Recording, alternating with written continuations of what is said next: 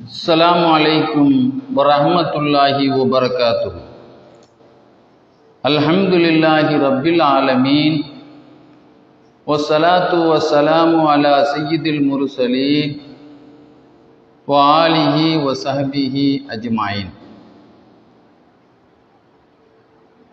சங்கையான அல்லாஹ்வுடைய நல்லடியார்களே, பெரியோர்களே, இன்று ஒரு அற்புதமான ஒரு தலையங்கத்தில் இதுவரை உலகில் யாரும் தொடாத ஒரு தலைப்பாக இது இருக்கும் என்று நான் நினைக்கிறேன். நபிகள் நாயகம் ஸல்லல்லாஹு அலைஹி வஸல்லம் அவர்களுடைய உம்மத்துமார்களுக்கு கிடைத்த மிகப்பெரிய சிறப்பு என்னவென்றால், நபிகள் நாயகம் ஸல்லல்லாஹு அலைஹி வஸல்லம் ஒரு ஹதீஸில் சொன்னாங்க, உலமாஉ உம்மத்தி க அம்பியாய் பனி இஸ்ராயில். உம்மத்துமார்கள் வரக்கூடிய ஆலிம்கள் நபிமார்கள் வரக்கூடிய, அதாவது இஸ்ரவேலர் காலத்தில் வந்த நபிமார்களைப் போல ரசூலுல்லாஹ்வுடைய ஹதீஸுகள் ஆழமாக கருத்துகள் கொண்டது. நீங்க பார்த்தீங்கன்னு சொன்னா, பெருமானார் ஸல்லல்லாஹு அலைஹி வஸல்லம் அவர்களுடைய காலத்தில் வாழ்ந்த சஹாபாக்களுடைய அற்புதங்கள் ஒரு 100 எண்ணிக்குள்ள அடக்கிவிடலாம். ஆனால் அவர்கள் உம்மத்தில் வாழ்ந்த அந்த இறைநேசர்களுடைய அற்புதங்கள் பல ஆயிரங்களை தாண்டி சென்று கொண்டிருக்கிறது. அதைத்தான் இமாம் அஹ்மது இப்னு ஹம்பல் ரஹ்மத்துல்லாஹி அலைஹி அவங்களிடத்தில் கேட்கப்பட்டது, ரசூலுல்லாஹி ஸல்லல்லாஹு அலைஹி வஸல்லம் அவர்களுடைய காலத்தில் இந்த சஹாபாக்கள் கூட இவ்வளோ அற்புதங்கள் வெளிப்படுத்தவில்லையே, அவர்களே இவ்வளோ அற்புதங்களை வெளிப்படுத்தவில்லையே. ஆனால் மற்ற இறைநேசர்களிடத்திலே, ரசூலுல்லாஹ்வுடைய உம்மத்தில் வந்த மற்றவர்களிடத்திலே இவ்வளோ ஆயிரக்கணக்கான அற்புதங்கள் வெளிப்பட்டதுக்குண்டான காரணம் என்ன என்று கேட்கப்பட்ட போது சொன்னாங்க, பொதுவாக நபிமார்கள் அற்புதங்களை வெளிப்படுத்தியாக வேண்டிய கட்டாயம். ஏனென்றால் ஒரு நபி தான் நபி என்பதை நிரூபிக்க வேண்டுமானால் அது அற்புதத்தை காட்ட வேண்டும். ஆனால் ஒரு இறைநேசர் தான் இறைநேசர் என்பதை தன் வாதத்தில் வைக்க மாட்டார். நான் ஒரு இறைநேசர் மக்களிடத்திலே சொல்லவும் மாட்டாங்க. சொல்ல போனால் அவர்கள் ஒரு பக்கீர் சா பரதேசி கோலத்தில் தான் நடமாடுவார். தன்னை கண்டு கொண்டு விட்டால் தலைமறைவாகி விடுவார். மக்கள் தங்களுடைய தேவைகளை கேட்டு தங்களுடைய உலக தேவைகளுக்கு கேட்டு நெருக்கடி கொடுப்பார்கள், தங்களை விடமாட்டார்கள் சுதந்திரமாக என்பதற்காகவே அல்லாஹ் அவர்களை மறைத்து விட்டார். ஆக இறைநேசர்கள் தங்களுடைய அற்புதங்களை, அப்படி இருந்தும் சில இறைநேசர்கள் சில தேவைகளுக்கு நிர்பந்தத்திற்கு வெளிப்படுத்தினார்கள் என்றால், அந்த அற்புதத்தை அவர்கள் வெளிப்படுத்தி மூலமாக தங்களுடைய ஈமானுக்கு மெருகேற்றி கொண்டார், தங்களுடைய ஈமானுக்கு வலுவேற்றி கொண்டார். ஆனால் சஹாபாக்களுக்கு அற்புதத்தை வெளிப்படுத்த வேண்டிய தேவையில்லை. என்றால் அவர்களுடைய ஈமான் பெருமானாருடைய அந்த தொடர்பை கொண்டே, அவர்களோடு தொழுதது கொண்டே, அவர்களோடு பயணித்தது கொண்டே அவர்களுடைய பரக்காத்துகளும் அற்புதங்களும் அவர்களுடைய பரக்கத்துகளும் ஆசீர்வாதங்களும் இருந்த காரணத்தினால் அவர்களுடைய ஈமான் அது பல லட்சம் மடங்கு பவராகிவிட்டது. அதனால் அவர்களுக்கு அற்புதங்களை வெளிப்படுத்த வேண்டிய தேவையில்லை, அதனால் குறைவாக இருந்தது என்று அஹ்மது இப்னு ஹம்பல் ரஹ்மத்துல்லாஹி அலைஹி சொன்னதாக தாஜுத்தீன் சுபுக்கி ரஹ்மத்துல்லாஹி அலைஹி தன்னுடைய தபகாத்து ஷாஃபிய்யா என்ற கிதாபிலே சொல்லி காட்டுவாங்க. ஆக இன்று பார்த்தீங்கன்னு சொன்னால் இறைநேசர்களை கொச்சப்படுத்தக்கூடிய ஒரு காலம்.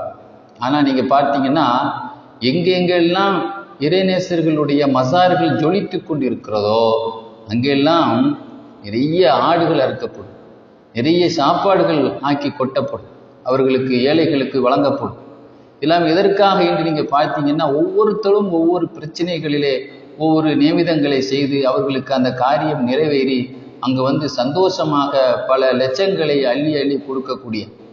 நான் ஒரு சமயம் நாவூர் ஷரீஃபில் பார்த்தேன், ஒரு மனிதர் மசாருடைய அந்த உள் ஹாலில் நின்று கொண்டு கெட்டுக்கட்டா பணத்தை அப்படியே வாரி வீசுறார்.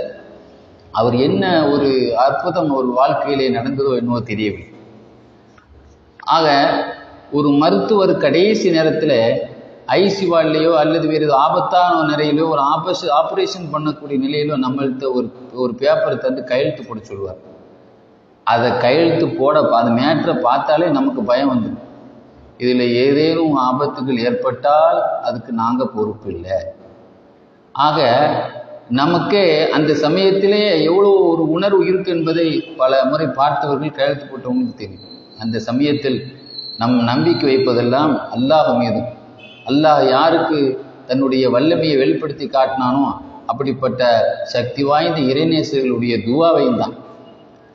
அப்படி வாழ்க்கையிலே அது மாதிரி இஸ்லாமிய வரலாறை நீங்கள் பார்க்கிற பொழுது உயிருக்கு ஆபத்தான நிலையில் மரண நோயிலே இருந்து கொண்டிருந்து அதிலிருந்து மீள மாட்டார்கள் என்று அனைவர்களும் அந்த நோயில் இருக்கக்கூடியவர்கள் கூட நினைத்த நேரத்தில் எத்தனையோ இறைநேசர்கள் அதில் மீட்டெடுத்து அவர்கள் துவா பரக்கத்தினால் மீட்டெடுத்திருக்கிறார்கள் என்றால் இது உண்மையிலேயே ஒரு மரணித்த நிலையை மரணத்தினுடைய வாயிலை தொட்டு வந்தவர்.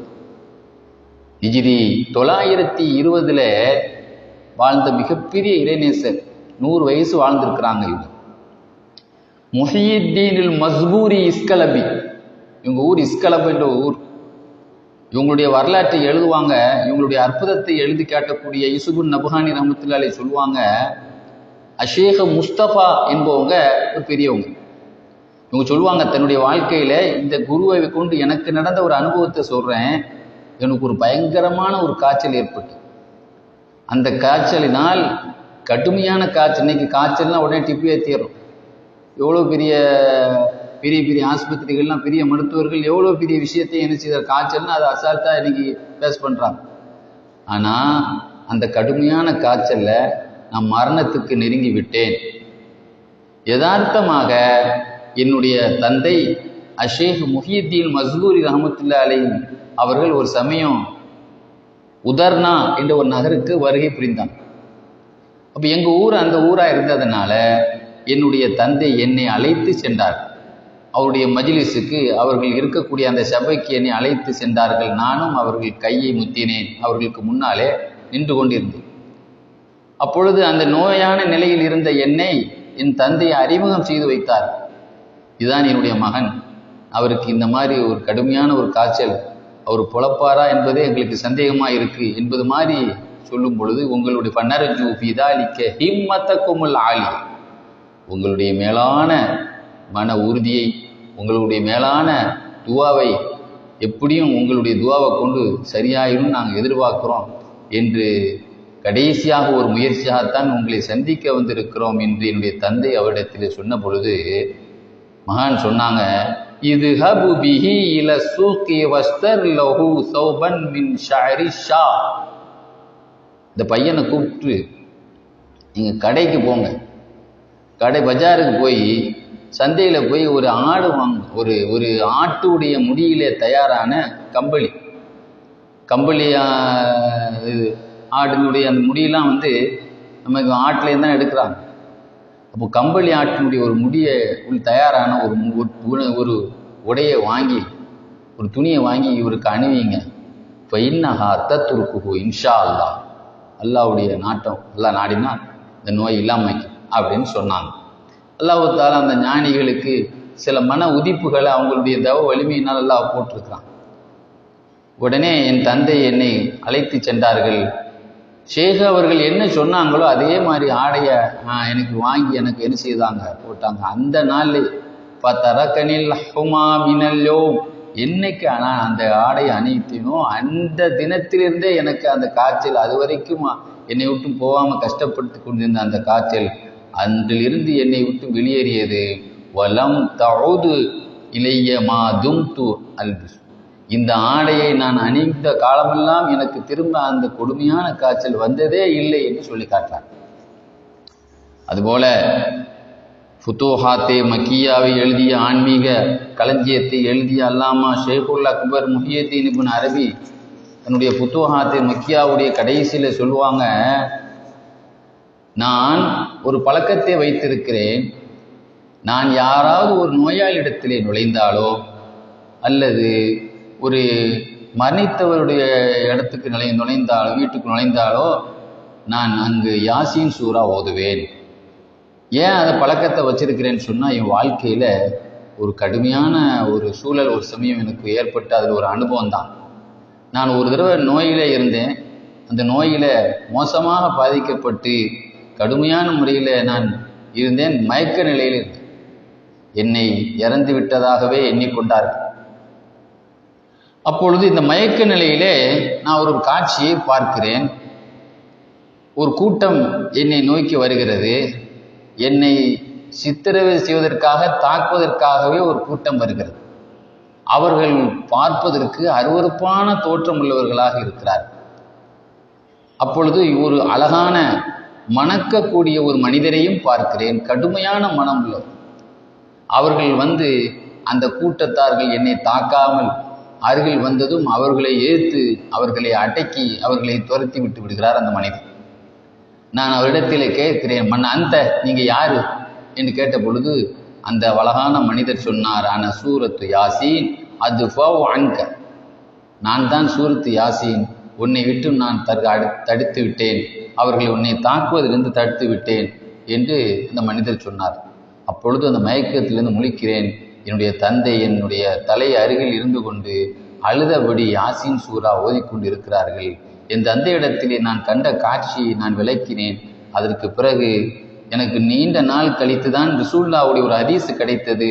இக்ரவு அலா மூத்தாக்கும் யாசீன், யாசீன் சூராவை உங்கள் மரணித்தவர்கள் அருகிலே ஓதுங்கள், அதன் மூலமாக ஒரு பாக்கியம் கிடைக்கும் என்ற ஹதீஸ் அதற்கு பின்னால் தான் எனக்கு கிடைத்தது என்று சொல்லி காட்டான். இது மாதிரி கோமா நிலையில் இருந்தவர்கள் கூட இந்த யாசீனை கொன்று குணம் பெற்றிருக்கிறார்கள் என்பதை நம்மால் உணர்ந்து கொள்ள முடியும். அபுல் அப்பாசுல் முசாவி அல் யமனி ரஹ்மத்துல்லாஹி அலைஹி ஹிஜ்ரி 841 வாழ்ந்தவர்கள். அவர்கள் காலத்திலே அரசு நீதிபதியாக இருந்த காலி உஸ்மான் இப்னு அப்துல் நாசிரி அவங்களுக்கும் ஷேக் அவங்களுக்கும் ரொம்ப ஒரு பரஸ்பர நட்பு பிரியம் இருந்தது.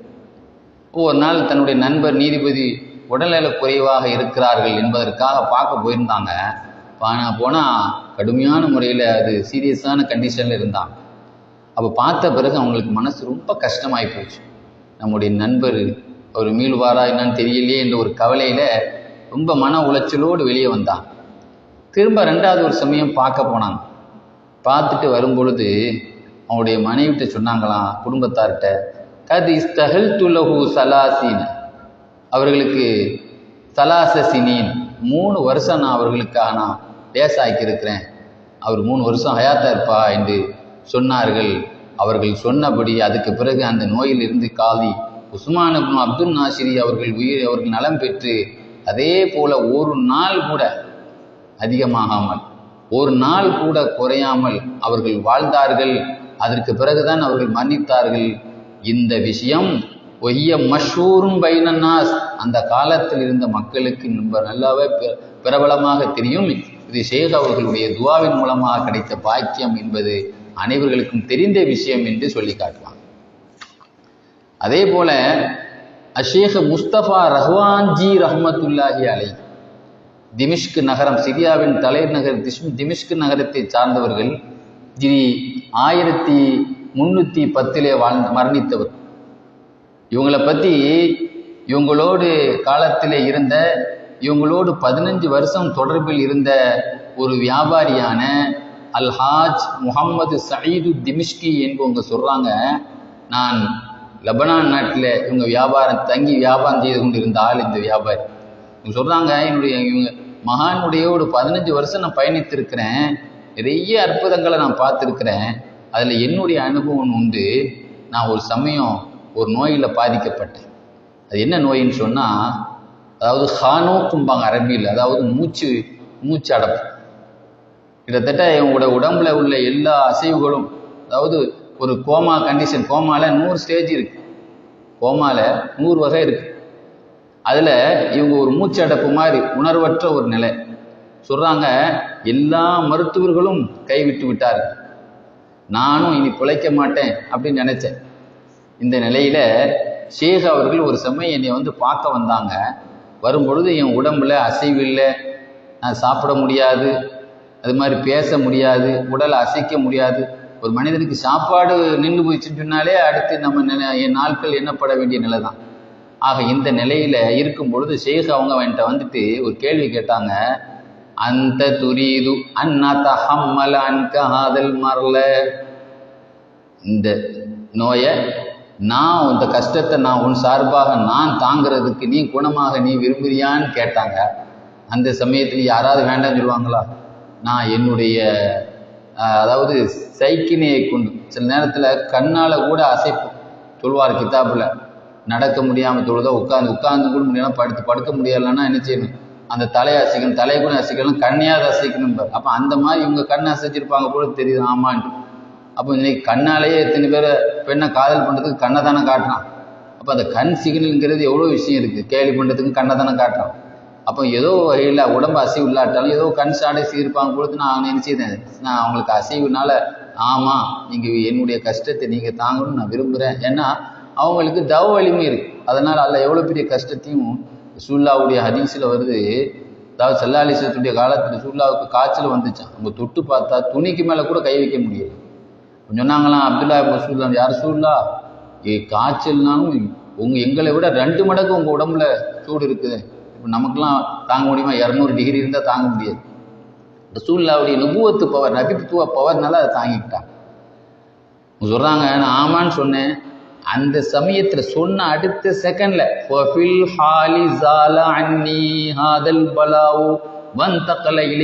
அந்த நொடியிலேயே என்னை விட்டு அந்த நோய் நீங்கி அவங்களுக்கு மாறிட்டு, நாங்கள் அவங்களுக்கு 3 மாசமா போட்டு நாங்கள் சிகிச்சை பண்ணிட்டு இருக்கோம். எவ்வளோ பெரிய விஷயம். எத்தனையோ ஒலிமார்கள் அவங்கள ஏதாவது நோயின்னா அந்த நோயை தாங்கிக்கிட்டு அவங்களுக்கு குணமாகிடுவாங்களோ, அவங்க நோயாளி ஆயிடுவாங்க. ஆக இந்த அளவிற்கு மரநோயில் இருந்து சாப்பிட முடியாமல், அசைவு இல்லாமல், பேச முடியாமல் இருந்தவங்களை மீட்டு எடுக்கக்கூடிய ஒரு அளவுக்கு அல்லாஹ் தஆலா இறைநேசர்களுடைய துவாக்களுக்கு அவ்வளோ சக்தி அல்லாஹ் கொடுத்துருக்கு. அதுபோல நக்ஷபந்தியா தரீக்காவினுடைய ஷேகாக திகழக்கூடிய ஹிஜ்ரி 1050 மக்காவில் மரணித்தவங்க தாஜுத்தீன் நக்ஷபந்தி ரஹ்மத்துல்லாஹி அலைஹி, இவங்களுடைய பெண் சீடர் ஒரு பெண்மணி. இவங்க அம்ரூஹா என்ற ஒரு நகரில் இருந்தாங்க. அப்போ ஒரு கிழக்கத்திய ஊரை சேர்ந்த நாட்டினுடைய இருக்கக்கூடிய ஒரு பெண் சொக்குறையாகி ஷேக் அவங்கள துவாவை நாடி அந்த அம்மா அம்ரூஹா நகருக்கு வந்திருந்தாங்க. வந்த பொழுது அவங்கள பார்க்குறதுக்காக வேண்டி இவங்க போயிருந்தாங்க. அந்த அம்மா படக்கூடிய கஷ்டத்தை பார்த்தா அந்த அம்மா மரண நிலையில தான் இருந்தாங்க. அப்போ அந்த அம்மாவுடைய அந்த கஷ்டமான சூழ்நிலையை பார்த்துட்டு அவங்களுக்கு ரொம்ப மனசு கஷ்டமாயிடுச்சு, இரக்கமாகி போயிடுச்சு. உடனே சொன்னாங்களாம், நான் பொறுப்பெடுத்துக்கிறேம்மான்னாங்க. திஷ்டியா தரீக்காவினுடைய பெரிய ஆட்களுடைய வரலாறுல எழுதுறாங்க, இந்த மாதிரி ரொம்ப ஆபத்தான பேஷண்ட்டுகளை தான் ரிஸ்க் எடுப்பாங்களாம். நான் பொறுப்புனை குணப்படுத்துறது அப்படின்னு. அந்த அளவுக்கு இஸ்ராயில் அலைஹிஸ்ஸலாம் இறங்குற வரைக்கும், இஸ்ராயில் அலைஹிஸ்ஸலாம் இறங்கிட்டா அதுக்கு என்ன நடந்திருக்கு, மூத்தாயிட்டுனா அதுக்கு பகரமாக ஏதேனும் அதுக்கு கொடுக்கறதுக்கு துவா செய்வாங்க. ஆக அந்த அளவிற்கு இவங்க பொறுப்பெடுத்தார்கள். அந்த அம்மா பாரியார், அந்த அம்மா குணமானது எந்த அளவுனா காலம் எக்குன் பிகா செய்யும். அந்த அம்மா ஒரு பேஷண்ட் மாதிரி இல்லாமல் ஒரு ஆரோக்கியமான நிலையிலிருந்து, நோயிலிருந்து ஒரு ஆள் மீண்டா பல மாசமா அவங்க பழைய நிலையை திரும்புது. அடுத்த நொடியிலே அது நடக்குதுன்னு சொன்னால் அது சாதாரணமான விஷயம் இல்லை. ஆக இது மாதிரி அபுல் ஹப்பாஸ் ஹரீசி ரஹ்மத்துல்லாஹி அலைஹி, ஹரீசி ரஹ்மத்துல்லாஹி அலைஹி யாருன்னா இவங்க அப்துல் வஹாப் ஷஅரானி, ஆன்மீக கடலாக திகழக்கூடிய உலகத்தில் வாழ்ந்த தன்னுடைய காலத்தில் வாழ்ந்த அத்தனை ஞானிகளோடும் ஆன்மீக தொடர்பில் இருந்த அப்துல் வஹாப் ஷஅரானி இமாம் சொல்லுவாங்க, என்னுடைய உஸ்தாத் அவங்க, ஏன்னா அவங்களுடைய உஸ்தாதா இவங்க ஷேக் அபுல் அப்பாஸ் ஹரீசி அவங்க சொல்கிறாங்க, நான் மேற்கத்திய ஐரோப்பா நாடுகளுக்கு சுற்றுப்பயணம் மேற்கொண்டிருந்தேன், மேற்கத்திய நாடுகளுக்கு. அப்பொழுது ஒரு பள்ளிவாசலுக்கு போயிருந்தேன். அந்த பள்ளிவாசலுக்கு பேர் ஜாமியா இஸ்தன்ஹா, ஜாமியா இஸ்தன்ஹா என்ற பள்ளிவாசல். அந்த இஸ்தன்ஹா அந்த பள்ளிவாசலுக்கு நான் போயிருக்கும் உங்கள் ஷேக்கு சொல்கிறாங்க, அவங்க ஷேக்கு தான் சொல்கிறாங்க, நான் உட்கார்ந்துருந்தேன் அந்த பள்ளிவாசல், என்னை சுற்றி மக்கள் இருந்தாங்க. அந்த சமயத்தில் என் வயிற்றில் ஒரு வகையான ஒரு பாரமாக இருந்துச்சு, கனமாக வயிறு கல்லுமா இருக்கும்ல, சின்ன செரிமானம் இல்லாத இருக்கும்ல, அது மாதிரி இருந்துச்சு. நான் அதில் வயிறு ரொம்ப வெயிட்டாக இருந்துச்சு. நான் அதிலே ரொம்ப மோசமான நிலையில் எனக்கு இருந்து திடீர்னு இறந்துருவோமோ அந்த அளவுக்கு எனக்கு உணர்வு வந்தது. அப்பொழுது என் பக்கத்தில் உள்ளவங்கள்ட்ட சொன்னேன், நீங்கள் கொஞ்சம் இதை எடுத்துருவாங்களா, பெரிய பாத்திரம் எடுத்துருவாங்க, நான் வந்து வாமிட் எடுக்கணும் போல இருக்குது. ஒரு பெரிய பாத்திரத்தை கொண்டு வந்தாங்கன்னா அது நிறைய சலம் ரத்தமெல்லாம் எடுத்தேன். அந்த சமயத்தில் பள்ளிவாசலில் ஒரு சிவப்பு போர்வையை தலையில் சுற்றிட்டு படுத்திருந்த ஒரு மனிதர் அசைத்தபடி தான் என் படுக்கையிலேருந்து எழவே இல்லை. அவங்க பெரிய ஞானி போல தெரியுது. படுத்த நிலையிலே அசைஞ்சிக்கிட்டே ஒரு சவுண்டு கொடுத்தாங்களாம். லவ்லா அன்னக லைஃபுல் ஹால் வாந்த லைஃபுன் மா தரகத்துக்க தஹ்ருஜு மினல் ஜாமியுல் இஸ்தன்ஹா இல்லா இல்லில் கபுரி. நீ மாத்திரம் பலகீனமான ஆளாகவும் பலகீனமான நிலையிலும் இல்லாவிட்டால் உன்னை இந்த பள்ளிவாசலிருந்து கபர்ஸ்தானுக்கு போக வச்சிருப்பேன். நம்ம தான் நீ துவாவினால உன்னைய மீட்டு எடுத்தோம். எப்படி நீ இந்த ஊருக்குள்ள எந்த அனுமதி இல்லாமல் ஆடு மாடுகள் உள்ள நுழையிற மாதிரி நுழைந்தாய்? ஒரு ஊருக்குள்ள நுழையும் பொழுது அந்த காலத்தில் ஊருக்கு முன்ன போனவங்கள்ட்ட விசாரிப்பாங்க, அந்த ஊருடைய சூழ்நிலை எப்படி, அந்த ஊருடைய சாப்பாடு இது எப்படி, எது நமக்கு ஒத்து வரும் எது ஒத்து வராதுன்னு கேட்டுட்டு போவாங்க. ஆக இதுமேல் எப்படி நீ யார்ட்டையும் ஆலோசிக்காமல் இந்த ஊரில் ஆடு மாடுகள் அனுமதி இல்லாமல் நுழைந்த மாதிரி நுழைந்தாய்? எனக்கு தெரியாமல் வந்துட்டேன் அப்படின்னு நான் சொன்னேன். அதுக்கு பிறகு நான் எந்த நாட்டுக்கும் எந்த ஊருக்கும் போறா இருந்தாலும் அந்த ஊருக்கு முன்னாலேயே போனவங்கள்ட்ட ஆலோசனை நடத்தாமல் அவங்கள்ட்ட அதை பற்றி ஒரு கருத்து கேட்காம நான் அந்த ஊருக்கே என்ன செய்ய மாட்டேன், போனதே கிடையாது என்று சொல்லி காட்டும். ஆக நான் கபருக்கு, அந்த பள்ளியாசிலேருந்து கபருக்கு போக வேண்டியவன், ஆனால் அவங்களோட துவாவினால நான் மீண்டேன் என்று அந்த செய்தியை நமக்கு வெளிப்படுத்தி காட்டுவாங்க. அதுபோல நக்ஷபந்தியா தரீகாவினுடைய இமாம்களில் ஒருவராக, ஹலீஃபாக்களில் ஒருவராக திகழக்கூடிய ஷம்சுத்தீன் ஜானானி மல்ஹர்னு பேர். அவங்க பேர் ஷம்சுத்தீன் ஜானானி மல்ஹர் நக்ஷபந்தி அஹமத்துல்லாஹி அலைஹி. இவங்க ஹிஜ்ரி 1195 வாழ்ந்து மரணித்தவங்க. இவங்க இந்தியாவினுடைய ஷேகாக திகழ்ந்தாங்க. அதில் அதனுடைய ஷேகுமார்கள் எமனை சார்ந்தவங்க இருந்தாலும் பல நாடுகள்லேயும் ஷேக் இருக்கிறாங்க. இவங்க இந்தியாவை சார்ந்த ஷேக். இவங்க சொல்லுவாங்க, என்னுடைய பக்கத்து வீட்டுக்கார் ஒரு ஆள், பக்கத்து வீட்டுக்கார் ரொம்ப பிரியமாக இருந்தாங்க. அவங்களோட பக்கத்து வீட்டுக்கார் ஒரு ஆள்கிட்ட அவங்க திடீர்னு உடல்நலம் இல்லாமல் சீரியஸாக ஆகிட்டாங்க. இன்னைக்கு பக்கத்து வீடுங்கிறது பகை வீடாகவும், அடுத்து வீடுங்கிறத சண்டை வீடாகவும் இருக்குது. பெரும்பாலும் அந்த பொதுச்சுவரில் பிரச்சனையாகி பேச்சுவார்த்தை இல்லாமல் ஆயிரத்து வீடு கட்டும்போது.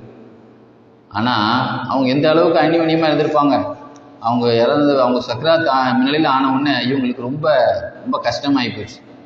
ஏன்னா இவர் இந்த நோயிலேருந்து மீள்வாரா தெரியலையே, அவர் நம்ம பிரிஞ்சு நம்ம எப்படி இருக்கிறதுங்கிற மாதிரி ஒரு நிலையில் அல்லாட்ட ஒரு துவா செய்தாங்களாம். யா ரப்பி லா தாக்கத்தெளி அலா புராக்கை, யாழ்லா அவரை பிரியிற அளவுக்கு எனக்கு தாக்கத்து இல்லை, அதனால ஃபஷ்வி ஷிஃபான் ஆஜிலன், உடனே நீ அவருக்கு ஷிஃபாவை கொடுன்னு துவா செய்தாங்க. ஃபஷஃபா ஃபில் ஹாலி கன்னமா நுஷித்த மின் இகால், அவர்கள் அந்த நொடியிலேயே அவர்கள் குணம் பெற்றார்கள். எப்படின்னா ஒரு கட்டு போட்டு நல்லா இழுத்தி நல்லா கட்டி போட்டு ஒரு ஆடையும் அவுத்து விட்டா எவ்வளோ ஃப்ரெஷ்ஷாக எஞ்சி, அது மாதிரி அடுத்த நிமிஷம் அவங்க என்ன செய்தாங்க, இந்த சீரியல் கண்டிஷன் நிலையில் இந்த மாதிரி ஆள் இல்லாமல் நல்ல திராத்திரமான ஆளுமாக அடுத்த நொடியில் ஆகிவிட்டார்கள் என்று எழுதி காட்டாங்க. அதுபோல கல்வத்தியாவு தரீகாவிலே இருக்கக்கூடிய அனபி மதுஹபை சார்ந்த திமிஷ்க் நகரத்தில் வாழ்ந்த சலீமுல் மசூதி திமிஷ்கி ரஹமத்துல்லாஹி அலைஹி, பிரபலமான அனபி மதுஹபில் மிகப்பெரிய கல்வத்தியா தரீகாவில் இருந்து மிகப்பெரிய ஞானியாக திகழக்கூடிய இவங்களை பற்றி எழுதியிருப்பாங்க. லாமா யூசுப் நபஹானி சொல்லுவாங்க, இவங்களை நான் ஒரு சமயம் லெபனானில் ஒரு வீட்டில் உட்கார்ந்துருக்கும் பொழுது இவங்க இன்னொரு ஆளோடு வந்ததை பார்த்தேன். அவங்க முகத்தை பார்த்த உடனே எனக்கு ஒரு இறைநேசரிங்கிற ஒரு அடையாள முகத்திலே எதிரொலித்தது. அவர்கள் ஒரு சனிக்கிழமை காலையில் தான் நான் பார்த்தேன். அவங்க கையை பலமுறை நான் தொட்டு முத்தினேன். எனக்கு ஓத வேண்டிய எத்தனையோ துவாக்கள் ஔராதுகளுக்கு எனது அனுமதி வழங்கினார்கள். ஹிஜ்ரி 1320 எனக்கு அந்த சந்திப்பு ஏற்பட்டது என்று சொல்றாங்க. ஏன்னா இந்த ஷேக் சலீமுல் மசூதி சொல்றாங்க, நான் ஒரு சமயம் ஒரு குழந்தை ரொம்ப முடியாமல் இருக்குது, சில நேரத்தில் சோம் இல்லாமல் இருந்தால் யாரையா போய் பார்க்க போவோம் சில பேரோடு. அது மாதிரி ஒரு குழந்தை ரொம்ப முடியாமல் இருக்குது, என்ன அன்கண்டிஷனாக இருக்குது, சீரியஸாக இருக்குதுன்னு சொல்லி ஒரு குழந்தைய பார்க்கறதுக்காக நான் அழைக்கப்பட்டிருந்தேன். நான் போனேன். அங்கே போனால் அந்த திமிஷ்க் நகரத்தில் தான் நான் இருக்கக்கூடிய என் ஊரில் தான். அங்கே போனால் அந்த வீட்டில் உள்ளவங்க அத்தனை பேர்களும், நான் போனேன் அந்த மேல் மூச்சு கீழ் மூச்சு அந்த சக்கராத் நிலையில் இந்த மூச்சு வாங்கிட்டே இருக்குங்களா, அந்த மாதிரி கண்ணை பூத்திட்டு மூச்சு வாங்கிட்டே இருந்துச்சு. நான் போனேன். அந்த வீட்டில் உள்ளவங்க யாருமே அந்த புள்ள பிழைக்குன்னு நம்பிக்கையிலே இல்லை. ஏன்னா அவங்க சொல்கிறாங்க அந்த வெளியில் உள்ள நிலைமையை பார்த்தா வலம் எபுக்க அசல் அமலுன் பி ஹசபில் லாஹிரி பி ஹயாத்தி, வெளிரங்கத்தை பார்த்தா அந்த புள்ள ஹயாத்தாகுங்கிற நம்பிக்கை யாருக்குமே இல்லை. ஏன்னா இந்த நிலையில் நானும் அழைக்கப்பட்டிருந்தேன். ஏன்னா சில நேரத்தில் ஒரு ஏசியம் ஓதிட்டு போங்கன்னு கூப்பிடுவாங்களே ஒரு பெரியவங்களை துவா நாடி, அது மாதிரி களிமா சொல்லி கொடுங்கன்னு சிலவங்க அழைப்பாங்க. நான் போனேன், போய் உட்காந்து சரின்னு ஒரு யாசின் ஓதுனேன். யாசின் ஓதும்போது திடீர்னு எனக்கு ஒரு மயக்க நிலை ஏற்பட்டது. திடீர்னு அந்த மயக்க நிலையில் 3 மகான்கள் கனவுல பார்த்தேன். ஒன்று கௌசுல் ஆலம் முஹியுத்தீன் அப்துல் காதர் ஜீலானி அவங்க, 2வது அகமதுல் கபீர் இஃபாய் நாயகத்தை பார்த்தேன், 3வது மிஸ்ர் நாட்டிலே அடங்கியிருக்கக்கூடிய மிகப்பெரிய ஞானியான அஹமதுல் பதவி ரஹமத்துல்லா அலையை பார்த்தேன், கனவுல பார்த்தேன். அப்புறம் அந்த கனவுலேருந்து முழிக்கிறேன். அந்த புள்ள முழிச்சு எந்த நோயில் உள்ள ஒரு ஆபத்தான கண்டிஷனில் இருக்கிறமா இல்லாமல் பராய்த்துல் வலதலை சஃபீஹி மரதுன், அந்த குழந்தையை பார்க்கிறேன், அதில் எந்த நோயும் இல்லை. உட்காது ஜால் அன்ஹு ஜமீஉ மா கான யஜிது, எந்த ஒரு ஆபத்தில் இருந்ததோ அத்தனை விட்டு அந்த குழந்தை நீங்கி விட்டது. பாருங்க, சில பெரியவங்க கனவுல வர்றாங்கன்னா ரசூலுல்லாஹ்வுடைய ஹதீஸ், ரசூலுல்லாஹ்வை பற்றி எழுதியிருப்பாங்க தஃப்சீரில். ரசூலுல்லாஹ் ஒரு ஆள் ஒரு நோயில் பார்த்தா அவர் குணம் பெற்றுவார். ரசூலுல்லாஹ் ஒரு ஆள் ஒரு ஜெயிலில் இருந்து பார்த்தா அவர் வெளியே ரிலீஸ் ஆகிடுவார். அது மாதிரி பெரியவங்களுடைய கனவுல நமக்கு வரும்பொழுது அதில் நம்ம என்ன சூழல் இருக்கிறோமோ அந்த சூழலிருந்து அல்லாஹ் அவங்க மூலமாக நமக்கு ஒரு துவாவை தருவோம். அது மாதிரி அபு ஹர்பா முஹம்மது இப்னு யாக்கூப் முரீஹி நகரத்தில் வாழ்ந்தவங்க, முரீஹா நகரத்தில் வாழ்ந்த அபு ஹர்பா முஹம்மது இப்னு யாக்கூப் அவங்களுடைய வரலாறுல எழுதுவாங்க, பெரியவங்க வரலாறுல. இந்த மகானுக்கும் ஷேக் இப்ராஹிம் புஜாயி என்பவங்களுக்கும் ஒரு நட்பு இருந்தது. இந்த இப்ராஹிம் புஜாயி இருக்காங்களே, அவங்களுக்கும் ஒரு நண்பராக இருந்திருக்கிறாங்க. இப்ராஹிம் புஜாயிங்கிறவங்க ஷேக்குடைய நண்பராக. அப்போ அவங்க உடல்நல குறைவாக இருக்கிறதுக்காக அவங்க முடியாமல் இருக்கிறாங்க. இன்றைக்கே நாளைக்கோ அவங்க பிரிய, அதாவது டைம் சொல்லியிருக்கிறாங்கன்னு சொல்லுவோம்ல சில பேரை பார்த்து. சரி நம்ம கடைசியாக நம்மளும் போய் உட்காந்து அவங்களுக்கு தண்ணி ஊற்றி பாலை ஊற்றிட்டு வருவோம்னு சில நேரத்தில் நம்ம சொந்தக்காரங்களுக்கு போதனை செய்கிறோம். இந்த மாதிரி மோசமான நிலையில் நம்ம போய் பார்த்துட்டு வருவோம்.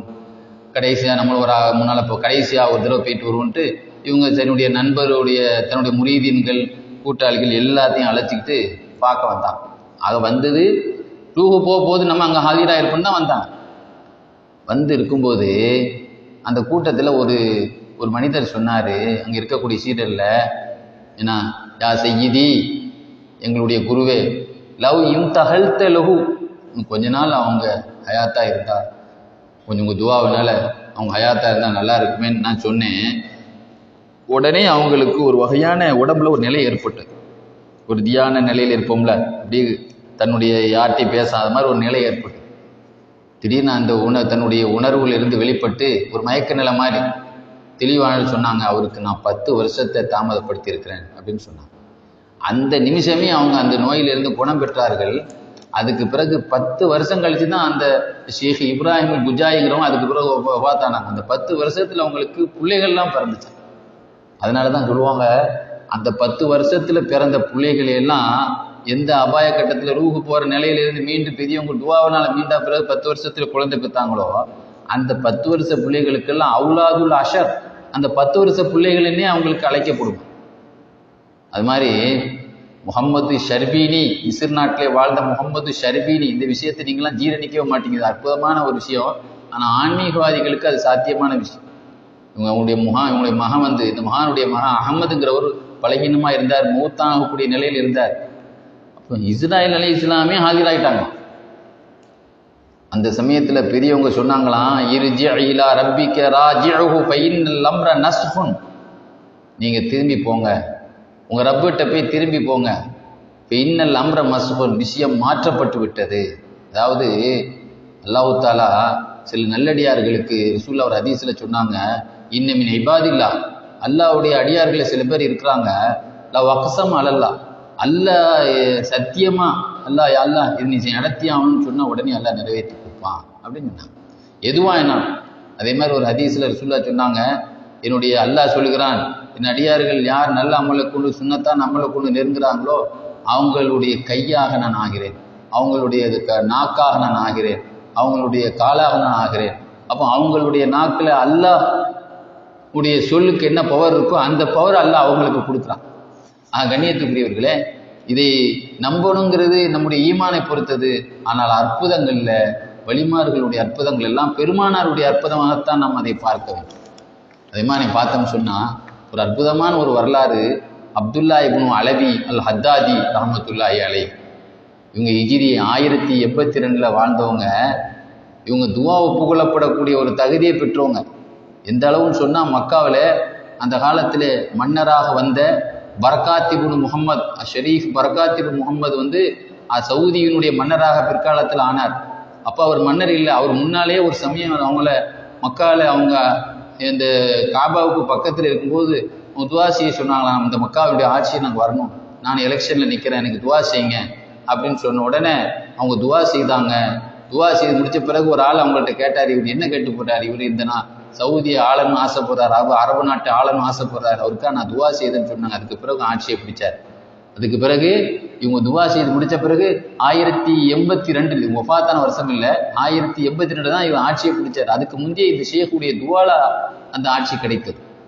கண்ணியத்துக்குரியவர்களே, இவங்க சோமில்லா இவங்க ஹஜ்ஜிக்கு வந்திருந்தாங்க மகானவங்க. நம்ம ஹஜ்ஜிக்கு வரும் பொழுது இவங்களுடைய முரீத், இவங்க சீடர் ஒருவர், அவர் பேர் ஹுசைன் இப்னு முஹம்மது பாஃபல், அவங்களும் கூட இருந்தாங்க ஹஜ்ஜில். அவங்களுக்கு திடீர்னு உடல்நலக்குறை ஏற்பட்டது. மதீனாவுக்கு இவங்க வந்திருக்காங்க, மக்காவுக்கு இன்னும் போகல, மதீனாவுக்கு தான் வந்திருக்கிறாங்க. உடல்நலக்குறைவு ஏற்பட்டது. உடனே ஷேக் அவங்களுடைய ஞான பார்வையில் தெரிஞ்சது, இவங்க ஒஃபாத்தாயிருவாங்க அப்படின்னு செய்தி தெரிஞ்சுது. உடனே தன்னுடைய கூட்டத்தை, தன்னுடைய ஆட்களை, சகாக்களை கூப்பிட்டு சொன்னாங்க, இவர் இறந்து போயிடுவார், இவருக்காக வேண்டி நீங்கள் யாராவது ஆயுள் அன்பளிப்பாக கொடுக்குறீங்களா, அவர் கொஞ்ச நாள் வாழ்றது அப்படின்னு சொன்னதுக்கு உடனே அந்த கூட்டத்தில் இருந்த சையது உமர் அமீன் என்பவங்க, நான் ஒரு 18 நாள் கொடுக்குறேன்னு சொன்னாங்க. ஏன்னா திரும்ப மக்காவுக்கு போகணுன்னா 12 நாள் ஆகும். மக்காவிலிருந்து, அதாவது தங்குறது மக்காவில் 6 நாள் தங்கணும் ஹஜ்ஜுடைய காரியம், மொத்தம் 18 நாள் தேவைப்படும். அந்த 18 நாள் நான் கொடுக்குறேன்னு சொன்னாங்க. அல்லது இன்னொரு காரணம் சொன்னாங்க, நான் 18 நாள் சொன்னது காரணம் ஹையுன், அல்லாஹ் தாலா ஹயாத்தானவன் அல்லாவுக்கு ஒரு பேர். அந்த ஹயாத் இவருக்கு கிடைக்கிறதுக்காக ஹையுன்னுங்கிறது அரபு நம்பர் படி 18 தான். அதனால அந்த 18 நாள் தேர்ந்தெடுத்தான். அதுக்கு பிறகு அங்கே இருக்கக்கூடியவங்க ஷேக் அவங்க மற்றவங்க அவங்களுக்கு இதெல்லாம் சாத்தியமாக நீங்கள் கேட்கலாம். இப்ராஹிம் அல்லாஹ் குர்ஆன் ஹதீஸில் வந்திருக்கு, மிஷ்காத்தில் எழுதி காட்டுவார் ஹதீஸ் ஷரீஃபில். அதாவது ஆதம் அலைஹிஸ்ஸலாம் வந்து தாவூத் அலைஹிஸ்ஸலாத்துடைய அவங்களுக்கு 40 வயசை கொடுத்ததாக நமக்கு சொல்லி காட்டினான். அது நபிமார்கள் விஷயத்தில் அது நடந்திருக்கிறது. ஆக இது அறிவியல் ரீதியாக பார்க்காமல் ஆன்மீக ரீதியில உள்ளவங்க இது அணுகக்கூடியவருக்கு இதை நம்ம ஏற்றுக்கொள்ளணும்.